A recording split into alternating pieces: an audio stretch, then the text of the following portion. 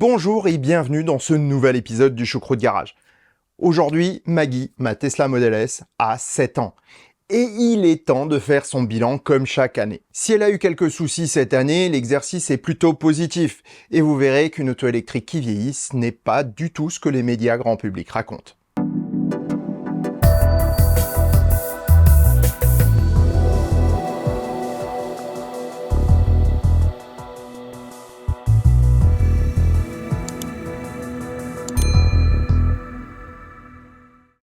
Pour être sincère, je suis actuellement un peu dans l'expectative puisque ce matin, j'ai regardé le nombre d'abonnés et vous étiez 99 805. Donc je ne sais pas si lorsque cette vidéo sortira, si j'aurai dépassé la barre des 100 000 abonnés. En tout cas, si c'est le cas ou pas, merci à tous les nouveaux qui arrivent.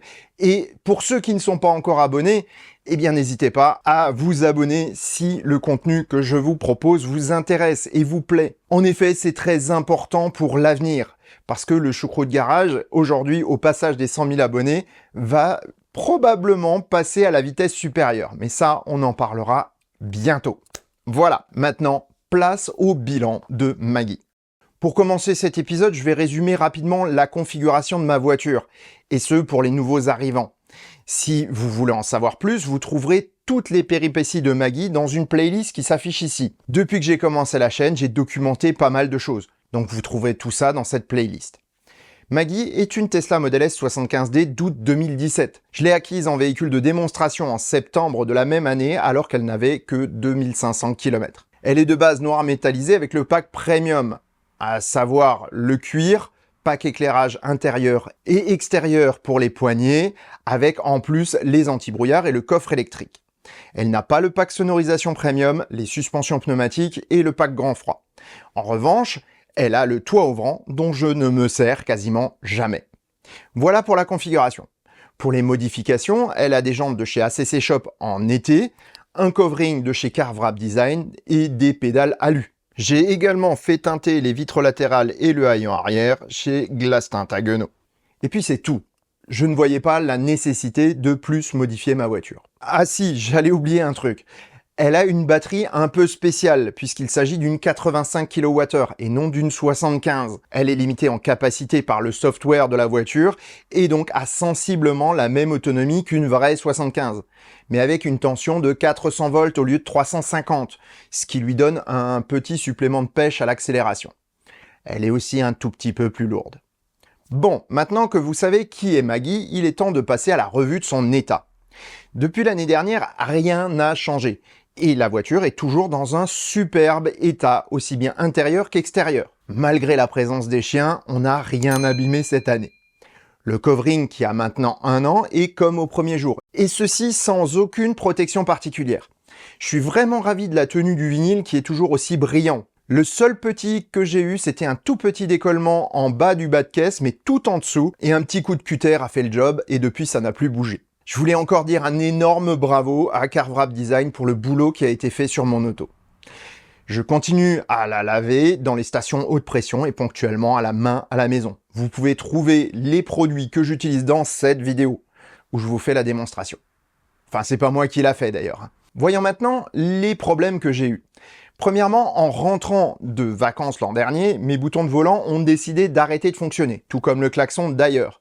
Après un diagnostic et une tentative de reprogrammation, ce sont finalement les boutons qui ont été changés pour un montant de 508,32 € pour les deux opérations. Le diagnostic et la programmation d'un côté et le changement des boutons de l'autre. Avec un ami qui s'y connaît en électronique, nous avons pu déterminer que le bloc droit avait un faux contact par temps chaud. Lorsqu'on montait en température, le bloc ne faisait plus contact. Et c'est lui qui relaye en fait toutes les informations qui viennent du bloc gauche ainsi que du klaxon, ce qui expliquait le problème. La fin d'été particulièrement chaude de 2023 a peut-être joué, puisque je ne mettais pas toujours le pare-soleil au niveau du pare-brise, juste par pure fainéantise. Maintenant, croyez-moi, je l'oublie plus. En fin d'année, c'est la serrure du coffre qui a décidé de me lâcher. C'est un problème classique chez Tesla, et elle m'est revenue à 196,80 €. Autre chose qui a lâché, mais je ne ferai pas changer cela dans l'immédiat. L'une des LED de la signature lumineuse au niveau des optiques m'a lâché l'an dernier. Et la seconde symétrique cette année. Du coup, ça m'arrange, puisque ça ne se remarque plus vraiment. Tant que d'autres LED ne lâchent pas, je ne compte pas changer mes optiques. Au final, c'est tout pour cette année qui, avec l'an dernier, a été une succession de petites choses qui s'accumulent. J'espère que la série noire est désormais terminée. En tout cas, depuis janvier, je touche du bois, je suis tranquille. Cela nous mène tout droit au coût annuel. Cette année, j'ai moins roulé que l'an dernier.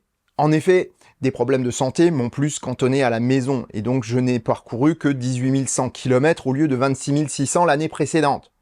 De plus, mon nouveau travail m'a beaucoup accaparé.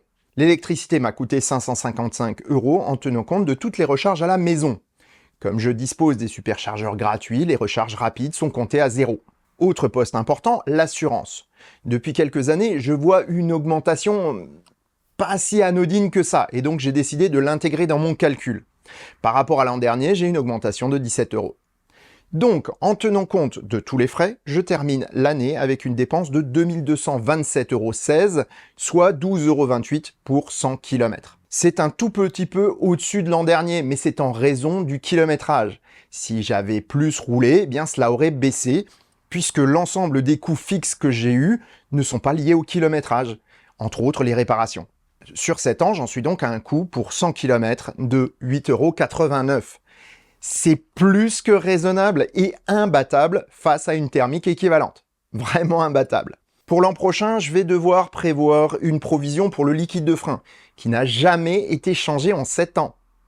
Pour la première fois, le contrôle que je fais annuellement a révélé un tout petit peu d'humidité dans le fluide. Je vais donc le changer par précaution dans l'année à venir. Je pense juste avant l'hiver. Comme quoi, le changement de liquide de frein tous les 2 ans préconisé par pas mal de constructeurs n'est en aucun cas une nécessité, mais bien une manière de se faire du fric en favorisant les gaspillages. Disques et plaquettes sont encore en état quasi neuf et les pneumatiques sont usés à moins de 30% pour les étés et 50% pour les hivers. De quoi encore parcourir pas mal de kilomètres avant de devoir les changer. Au final, les coûts d'utilisation sont un petit peu à la hausse, mais toujours extrêmement bas si on les compare à d'autres voitures. Lorsque j'entends le prix des révisions chez MG ou XPeng maintenant, eh bien rien que le passage annuel chez le concessionnaire aurait largement plombé mon coût kilométrique. Au final, on se rend compte que Tesla a vraiment fait le bon choix pour ses clients de se passer de concessionnaire. Il est maintenant temps de passer à un domaine qui vous intéresse beaucoup, je le sais, la dégradation de la batterie. Cela fait maintenant 4 ans que je fais des mesures avec Scan My Tesla, et cette année m'a réservé quelques petites surprises. Ponctuellement, je fais des contrôles, et lors de nos vacances du mois de mai, j'avais une petite inquiétude. La capacité totale nominale avait chuté à 75 kWh. Comme je venais de faire plusieurs supercharges, je pensais bien que ça allait remonter une fois la routine à la maison retrouvée. Ça m'était déjà arrivé dans le passé. Eh bien, ce matin, la batterie affichait 75,2 kWh, ce qui a confirmé la suspicion. Avec une capacité de base de 81,5 kWh pour une batterie parfaite et neuve, cela me donne une dégradation de 7,73%, soit à peine 0,49% depuis l'année dernière. C'est le chiffre le plus bas que j'ai enregistré depuis que je fais des mesures. Si on regarde les dégradations avec le temps, la courbe s'aplatit, et j'avoue que je suis très content de voir que ma batterie vieillit très bien. En fait, ce n'est pas une vraie surprise, puisque les tests en laboratoire démontrent que plus une cellule vieillit, plus sa capacité se stabilise. Ce n'est qu'une fois passé le cap des 30% de dégradation que sa durée de vie s'écroule. Cette année, en ce qui concerne les supercharges, j'en ai fait un petit peu plus proportionnellement que l'an dernier, ce qui me fait monter ma moyenne à 28,8% de supercharge sur la totalité de la durée de vie de la voiture. Comme quoi, les supercharges sur ma Tesla n'impactent quasiment pas la durée de vie. Cette année, comme j'ai plus de données sur plusieurs exercices, j'ai aussi décidé de voir la dégradation par cycle et par 1000 km. Pour la dégradation par cycle, entre 2022 et 2023, j'ai perdu 0,0053 kWh à chaque cycle de charge. Tandis qu'entre 2023 et 2024, la dégradation s'élève à 0,0056 kWh par cycle. La dégradation en un an par cycle est donc extrêmement similaire. D'un autre côté, j'ai fait le calcul par rapport au kilométrage et je me retrouve avec des chiffres nettement plus erratiques. En effet, la dégradation varie énormément et c'est plutôt anormal. Surtout avec une remontée de la dégradation au kilomètre cette année. Il y a plusieurs constats à prendre en compte. En effet, la consommation va forcément jouer. Je suis actuellement sous la barre des 20 kWh au 100 en moyenne sur l'année contre 20,9 l'an dernier. J'ai en effet fait moins de grands voyages sur autoroute. Ce calcul est donc compliqué à interpréter, puisque un cycle ne représente pas toujours le même nombre de kilomètres. D'un autre côté, la dégradation par 1000 km indique que le vieillissement calendaire existe et qu'il influe plus sur le résultat en raison d'un moindre kilométrage annuel. Le problème est de savoir quelle est la proportion de dégradation imputable au temps et celle imputable au cycle de charge-décharge. Si vous avez des idées sur le moyen d'isoler chaque item à partir des données de Scan My Tesla, n'hésitez pas à m'en faire part en commentaire. On verra l'année prochaine si les choses changent sur ce point. Dans l'ensemble toutefois, mes cellules vont extrêmement bien. Je précise que je charge ma voiture à 90% au quotidien, ce qui correspond en réalité sur la batterie à 83,6% de la capacité totale nominale de mon pack, qui est limitée électroniquement, je le rappelle. Autre indicateur de santé de batterie qui est très important, c'est la mesure des déséquilibres de tension entre les cellules. Alors que les premières années, je mesurais entre 6 et 7 mV de différence maximale, Scan My Tesla affiche aujourd'hui 4 mV. Là aussi, je me suis fait d'ailleurs une petite frayeur en faisant une mesure pendant une supercharge. Je me suis retrouvé avec 34 mV. Il a fallu quelques minutes pour que tout rentre dans l'ordre une fois la charge finie. En conclusion, ma batterie se porte comme un charme et démontre une dégradation de moins en moins rapide.